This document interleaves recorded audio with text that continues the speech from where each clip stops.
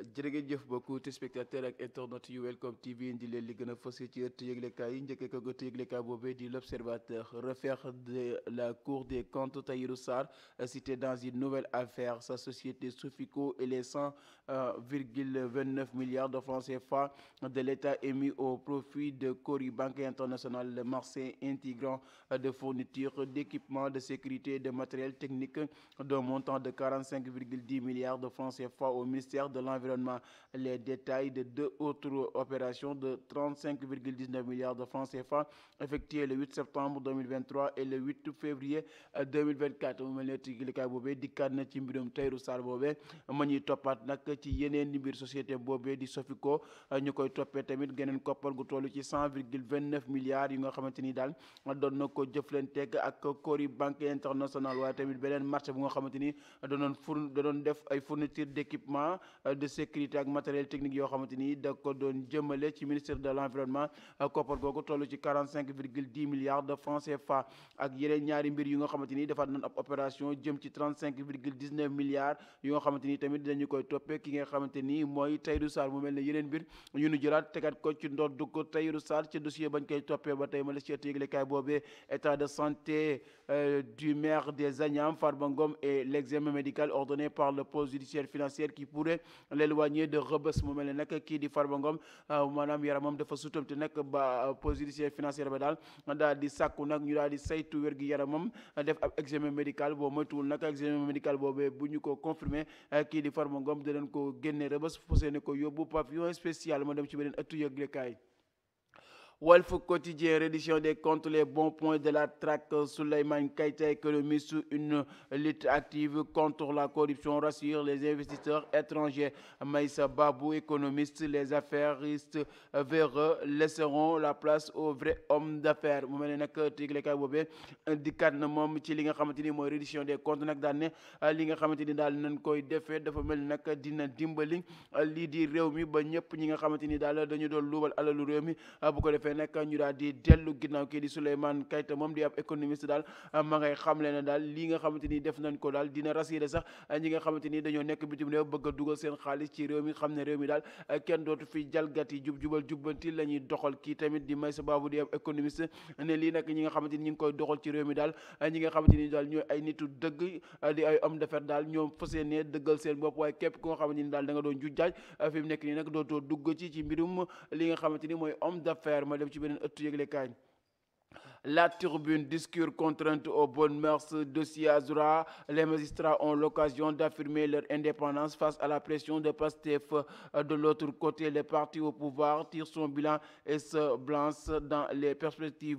mu mel ne nag ki nga xamante ni daal mooy Azoura tey nag la war a jàkkaarloog justice bi waaye tey yëglekaay boobee di La Tribune moom ma ngay xamle ci ëtt bu njëkk daal ne nag magistrats yi nag tey la ñu xam seen indépendance ba xam am nañ ko déet ndax nag parti Pastef bi pression ba ñuy def ca ñoom ngir ñu bàyyi ki nga xamante ni mooy Azoura. ma dem ci beneen ëttu yëglekaay.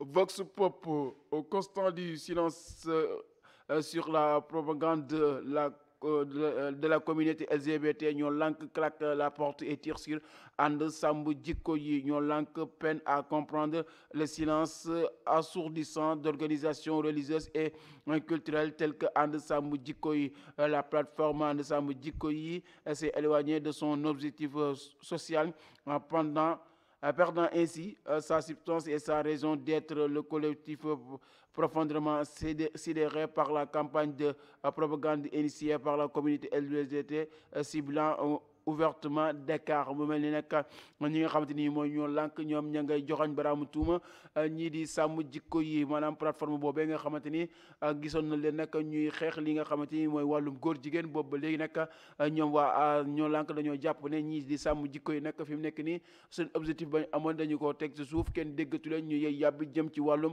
xeex li nga xamante ni mooy góor jigéen yi te loolu nag nee nañu woon du seen rôle moo tax daal ñoo lànk ña ngi leen di joxañ baraamu tuuma ngeen nag ñu daal di joyantiwaat seen toogaay ñoom ànd sàmm jikko yi. ma dem ci beneen ëttu yëglekaay.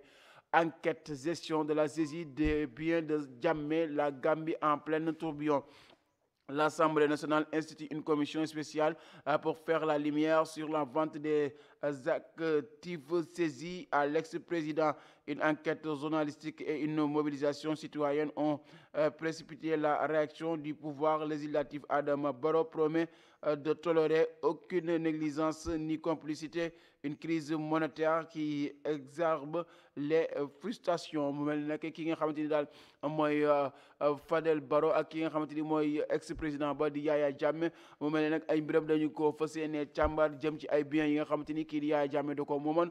ñoom nag ñi nga xamante ni daal mooy waa Gambie foofee nag ñuy doxal ca wàllum yoon ci ensemble daal ñu ngay sàkku ngir nag ñu daal di téye koppar yàq maanaam alal ji nga xamante ni ki nga xamante ni daal mooy Yaya Jammeh moom amoon na ko foofee ca Gambie lépp lu jëm ci ay wàllum bien nag ñu daal di koy saisir ñoom nag loolu la ñuy sàkku ma dem ci beneen ëttu yëglekaay. Les Échos, dialogue politique, les révélations de l'expert Alioune Souaré. Malgré tous les tintamarres autour, ils n'ont fait que copier les termes de référence du dialogue 2020. Il suffisait d'évaluer le dialogue 2020 au lieu de mobiliser encore des millions. mu mel ne nag kii di expert bi di Alioune Souaré moom nag moom dialogue boobee nga xamante ni président Bassirou Diomaye Faye woote na ko moom dafa jàpp ne nag boobu dialogue ak yàq xaalis dong lañ ci jublu waaye nag dafa mel ne nag dialogue boobee la ñu fi defoon 2020 rek la ñu jëlaat copier tegaat ci table ji mënoon nañoo càmbar rek la nga xamante ni waxoon nañ ko ca 2020 moo gën ñuy woote waat di mobiliser jëm ci ab dialogue bu nga xamante ni du def lu dul yàqub koppar ci dëkk bi ma dem ci beneen ëttu yëglekaay. Le quotidien foofu lañ koy jeexalee mbokkule contrat de fermage de l'électricité au Congo. Sénélec délesté à Brazza, le contrat suspendu au moment où Birame Souleye est dans le pays. mu mel ne nag diggante Sénégal ak lii di Congo jëmoon seen contrat boobee jëm ci wàllum électricité nag mu mel ne contrat boobee dañu ko dakkal. kii di Birame Souleye nag ma nga xamante ni moo jiite mbir yi moom ma nga ci réew mi fii waaye gannaaw loolee nag moom contrat boobee mu amoon diggante Sénégal ak Congo contrat ba daal dakkal nañ ko jëm ci wàllum électricité. mbokk yi léegi gënoon a fës ci ëttu yëglekaay fii ci Welcome TV ñu la ko doon yëggee di leen jox di ëllëg ci yeneen ëttu yëglekaay yu gën a fës jërë ngeen jëf.